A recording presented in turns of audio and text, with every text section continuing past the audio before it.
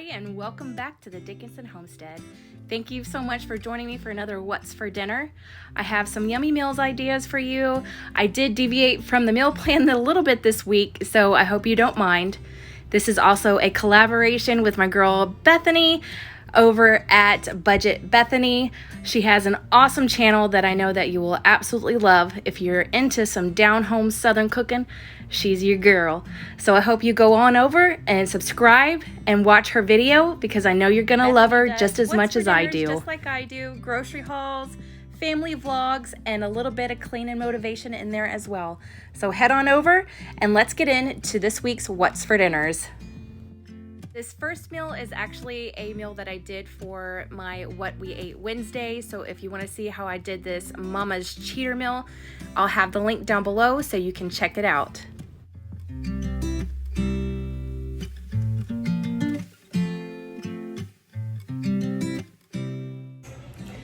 Okay everybody, so for tonight's What's for Dinner, we are doing the air fried pork tenderloin, and I'm gonna make some Hasselback potatoes and some green beans.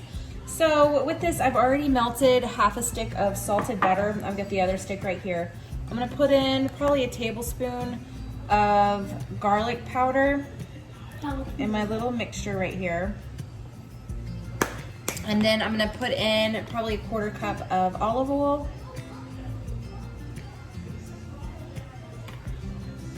Okay. And then I'm gonna mix that together in just a minute. I've already got my potatoes. I've just got some russet potatoes washed, and I'm gonna go ahead and start slicing. I'm gonna do one on camera and then the other one's off camera, just so you can see. It's been a long time since I've done this. Hopefully I've got enough angle. I'm gonna try to zoom it in when I go to edit. But you just pretty much, you wanna make sure you don't cut all the way down. You can also use, you don't have perfectly round ones, but you can do something like this. Put your wooden sticks beside it and then turn it towards you. Turn it towards you like this with your sticks right there. And then you just get a good sharp knife and you go all the way down. You still have to be careful with the ends, but the spoons should help you stop before you cut all the way down. And you just want to go through all the way so you can end up fanning it out and getting all of your seasonings in there and your cheeses at the very end sliced in there. So that's really all you do.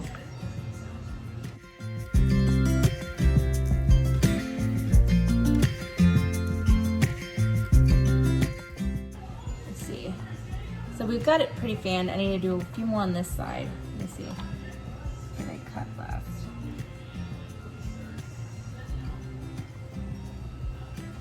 All the way down. So as you can see, you just cut little slits into them, just like that. Okay? And that's about how far I went down. Hopefully you can see that. That's about how far I went down for that. I mean, they're super simple and easy, and I love doing Hasselback potatoes. Like I said, I haven't done them in a while, but that's what we're doing. Oh, and you have to preheat your oven at 450 to get these done. And if you use too big of a potato, it's gonna take forever to get them done. So just try to use like little smaller ones, medium-sized ones, about that big. And then that'll fit in the palm of your hand. Okay, and I've just taken a little bit of some Italian parsley and just chopped it up, rough chop. I'm gonna put that in there as well. I'm just gonna mix that up, that butter and the olive oil. I'm gonna take each of the potatoes and just baste them really good and make sure that it gets in all of the little slits as well.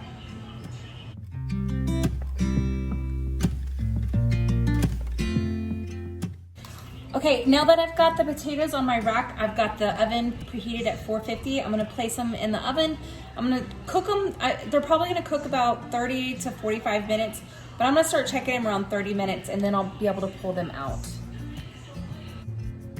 Okay, so hubby man came home and I didn't get to show you what I did just yet, so I'm gonna tell you what I did. I had ordered my groceries that I needed from HEB, and they came in, but I tried to get the McCormick's sheet pan meals with the brown bourbon. Oh, what was the name of it? It's the one that it's the seasoning that I used last time I did the air fryer pork tenderloin. but they had this in there. I was like, well, you know what? I'm gonna go ahead and use that. I opened it up, it smells really good. And I've just taken the rest of the butter and olive oil that I used for the potatoes. It's good oil, it's good butter, you know, it was just washed potatoes that I used it on, and I'm not gonna waste all of that butter and the oil. So I've just taken 2 tablespoons of this seasoning and mixed it together. I'm about to marinate this pork tenderloin and then get it all coated up. And then I'm going to stab it with forks just to kind of tenderize that meat, and then I'm gonna put it in the air fryer and cook it up. I'll have the timestamps of how long I do the air fryer pork tenderloin. I do have it in one of my What's for Dinners that I just recently did too. So that's it. I've only got one this time. I messed up and only ordered one, and I didn't realize it. I forgot. I don't know. I've not been on my game lately, so we have one pork tenderloin, which will be enough. It's gonna be enough. It's just not gonna be any leftovers like I usually like to have as leftovers, but that's okay. So I'm gonna get this done, and then I'm gonna start on my green beans.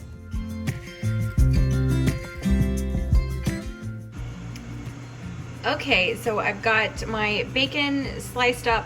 I've got 5 slices of bacon and just kind of chopped up a little bit. And then I'm going to put in my green beans once the bacon is browned up and there's some bacon grease in there. I've got a bag of these from H-E-B, and then I'm going to I'm gonna slice up the rest of my butter and put that in there and just kind of let them slow simmer for about 30 minutes until the pork is done and the potatoes are done.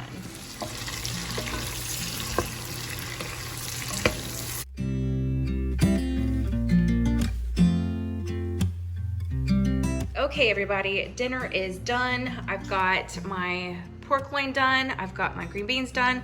I've got my Hasselback potatoes done. And I'm sorry, as soon as I pulled these out to put the cheese slices in each of the things, my husband came in here and he went on a tirade of we needed to get new furniture, and now he's on his way to the furniture store. I was like, I'm right in the middle of filming. Anyways, so literally all you do is once they're done baking in the oven, basically where they're fork tender, you're gonna take your cheese slices, whatever cheese that you want, and you're going to make them into slices like this. Okay, you're gonna take your block cheese, I've got cheddar cheese, and you're gonna slice them like this, and you're gonna lay them inside each of the little slats or each other slat in the potato, and then you're gonna just pop it in the oven for another couple of minutes. But I did have to take them off of the rack that I had put them on once they were done cooking, because all of the cheese would have just fallen underneath all of the slats of the roasting pan that they had them on. But they are done, and I just went on ahead and put some of these bacon bits on there as well. And I'm about to make my plate. I'm gonna get my husband a plate and put it up for him, and then the eldest is gonna get his. I'm gonna make the little ones a tiny little plate. They aren't very hungry. They had pizza like throughout the day because we had family friends come over, and they brought over a bunch of pizza and stuff like that. So it's just been one of those days, you know, you feeling me? It's just been one of them days. So I'm about to make myself a plate. Okay, everybody, so for tonight's What's for Dinner, I'm gonna make a quiche. I haven't made one in a really, really, really long time, and I don't think I actually have ever made one for my channel. So today is the day. I'm gonna be starting out with 3 eggs.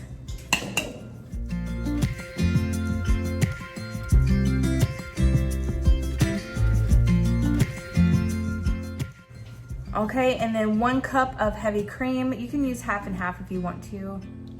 Okay, and then a couple of tablespoons of sour cream. I just do regular 1 and 2. That's all I do for this. I also go in with some green chilies. I have the 505 sauce. You can use one of the small cans of green chilies if you have that on hand.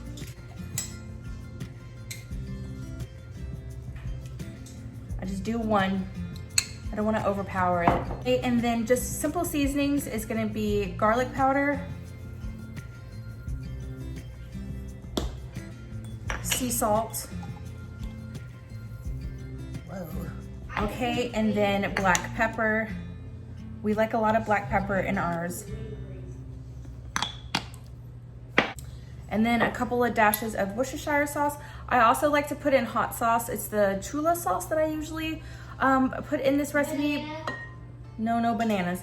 But I'm completely out, and I don't like any other ones in this particular recipe. I just don't think it tastes very good.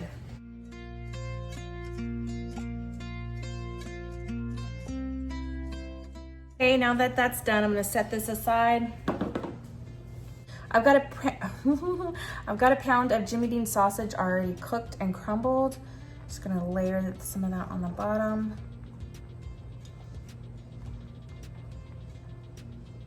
Just like that. And then I'm gonna take my bacon bits. You know, you could do your own, you know, fried bacon, but I love these things for different recipes. They just make my heart happy. Okay, and then I've got two different cheeses. I have sharp cheddar cheese, and then I have pepper jack cheese. And so I'm just gonna put some of that on there as well.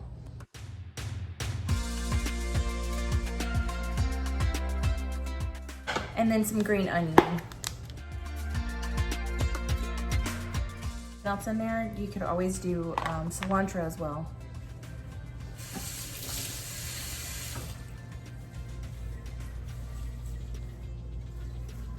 Okay, and then I'm gonna do one more layer of sausage and one more layer of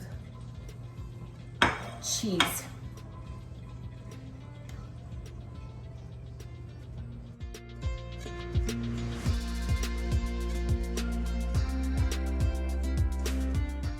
Okay, like I said, I've got the oven preheated at 350.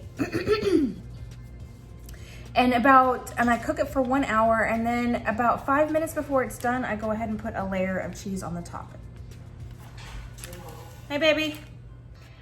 Okay, everybody, so the quiche is done. It's actually kind of fallen down just a little bit. It was like all nice and puffed up.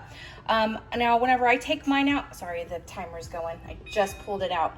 Anyways, once it's out, I like to let mine sit anywhere from 15 to 20 minutes, just because you need to let it set for just a little bit. That's the one bad backdraw about doing quiches. They're super simple to make, but they take forever. So I usually like to do these on the weekends, like on a Saturday morning, or, you know, or a Saturday night, whichever one, because, you know, a quiche is either breakfast or dinner. It can be any time of the day, but we are having this for dinner. And I'm also going to be serving this with some watermelon, bananas, like fruits on the side. The boys want pancakes as well, so they're going to have some of their pancakes and waffles too. But me and the hubs, we just get a slice of this. It's super filling, but we get a big old slice of it, and then we have watermelon on the side, and then we'll, you know, for toppings, he likes to put cilantro on his. I like a little bit of extra green onion and some sour cream, and he likes actually to put salsa on his as well. So, because this is a little bit more of a Tex-Mex kind of a quiche. But that is it. That is done, and that is dinner for tonight.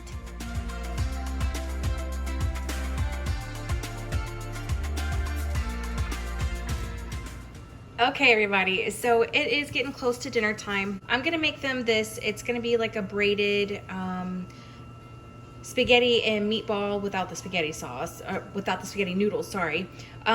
You'll see what I'm gonna do, but first what I've gotta do is I've gotta get my meatballs kind of cooked somewhat.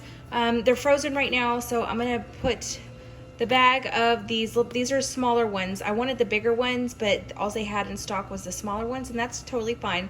So I'm gonna take my meatballs, I'm gonna take my Prego sauce, and then I'm going to shred up my mozzarella. I'm also gonna be making a garlic butter base for the top of it. And then I've got one of the pizza crust from Pillsbury. I'm gonna roll this out and then cut it so that I can make a braid with it. So that's what I'm doing right now. I'm gonna get this done, and then we'll start on doing the braid. Okay, I'm hoping that you can see this okay. I've got just a baking sheet, a parchment piece of paper, and I put a little bit of flour on there so that the pizza dough doesn't stick. I've already let it come to room temperature, and it popped pretty good. So I'm gonna get this rolled out.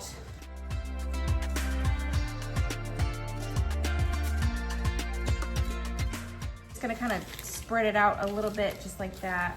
Okay, and then I'm gonna spread my mozzarella cheese right on the center. I just shredded it. That's all I did.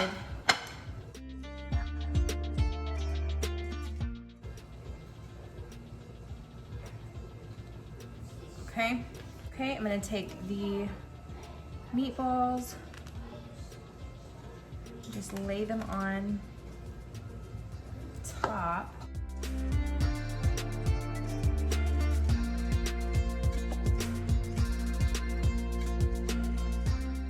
Okay, and then I'm gonna take the rest of the cheese.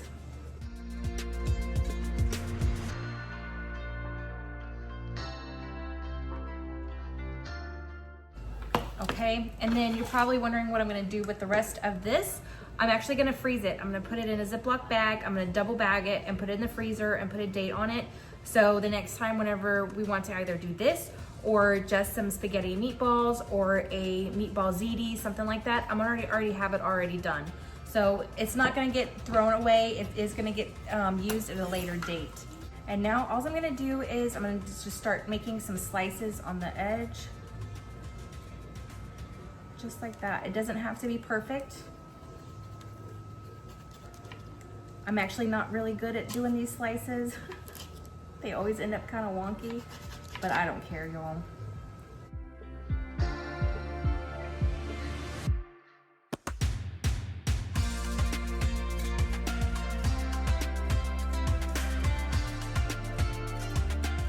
Take this and I'm going to fold it over just like so, and then I'm going to take that and pull it over,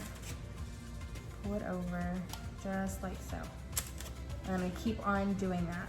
I'm going to pull them all the way over.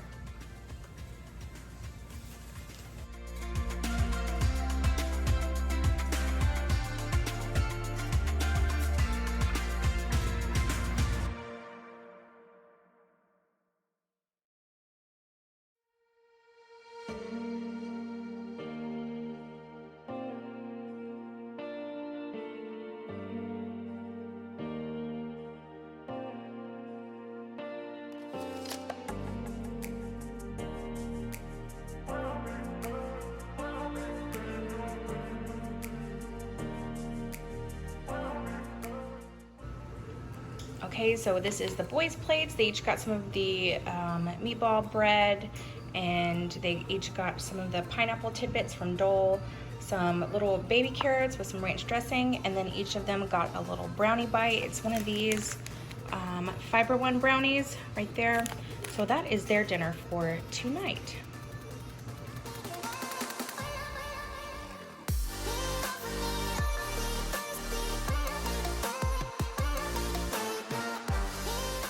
Okay, so I'm gonna make a really quick dessert for dinner tonight, and I'm gonna make a no-bake key lime pie. And right now I've got 2 blocks of cream cheese, completely room temperature. That's the key, is room temperature. I've got 1 can of sweetened condensed milk, and then I've got 1/3 cup of this Nellie and Joe's Key West lime juice. This is the best stuff.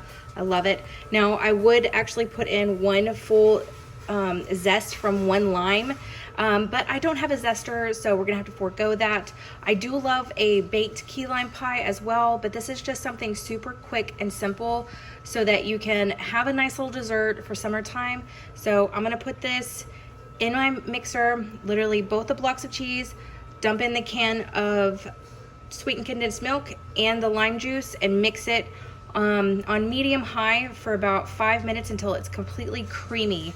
That is going in the mixer right now.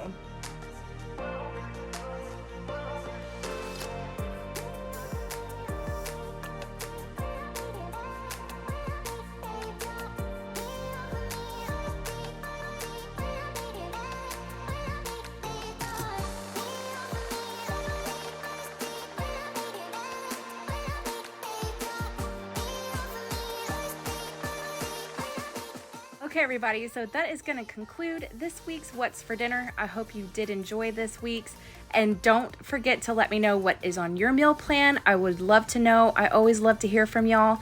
So again, thank you so much, and thank you so much to Bethany for collaborating with me, and I'll see you in the next one.